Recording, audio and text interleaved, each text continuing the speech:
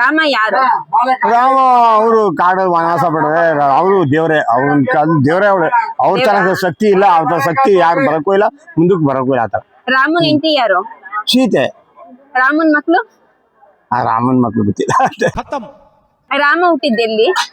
ರಾಮ ಹುಟ್ಟಿದ್ದು ಮಾಮೂಲಿ ಈಗ ಹತ್ರ ಏನಪ್ಪ ಬರೀ ಕೇಳಕ್ಕೆ ಹೋಗಿಲ್ಲ. ಅದು ನಾವು ಹೋಗಿದ್ನಲ್ಲ ಜಾಗಕ್ಕೆ ಅಂತ ಬಿಕ್ಕಳ್ತಾ ಇದ್ರೆ ನನಗೆ ರಾಮ ಎಷ್ಟು ವರ್ಷ ವನವಾಸಕ್ಕೆ ಹೋಗಿದ್ದು?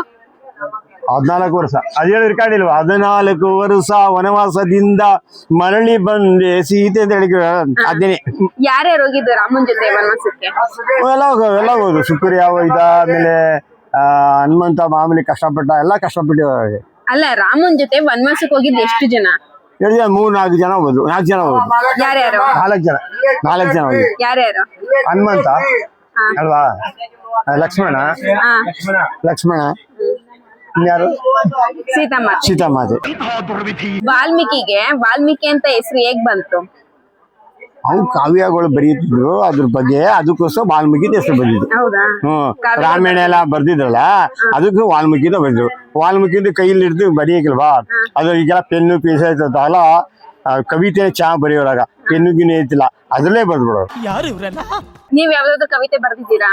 ನಾವ್ ಯಾವ್ದು ಬರ್ದಿಲ್ಲ. ಒಟ್ನಲ್ಲಿ ನಮ್ಗೆ ಕನ್ನಡದ ಬಗ್ಗೆ ಅಷ್ಟು ಇಷ್ಟ ಐತೆ. ಎಷ್ಟೋ ಫಂಕ್ಷನ್ ಕನ್ನಡ ಸೈಕಲ್ ಹೊಡ್ಕೊಂಡು ಫೋನ್ ತಂದಿಲ್ಲ, ಸೈಕಲ್ ಹೊಡ್ಕೊಂಡು ಮೆರವಣಿಗೆ ಮಾಡ್ತೀವಿ ವರ್ಷಕ್ಕೊಂದ್ಸತಿ. ನಮ್ ಕರೀತಾರೆ. ಸೈಕಲ್ ತುಳಿಯೋದಿಕ್ಕ? ಜೀನಿವರ ರಾಗಿ ಬಿಸ್ಕೆಟ್ ಚೆನ್ನಾಗಿದ್ಯಾ? ಈ ಬಿಸ್ಕೆಟ್ ಎಲ್ಲ ಅಂಗಡಿಯಲ್ಲಿ ಸಿಗುತ್ತೆ. ಡಿಸ್ಪ್ಲೇ ಹಾಕಿರೋ ನಂಬರ್ನ ಕಾಂಟ್ಯಾಕ್ಟ್ ಮಾಡಿದ್ರೆ ಕೂಡ ಈ ಬಿಸ್ಕೆಟ್ ಸಿಗುತ್ತೆ.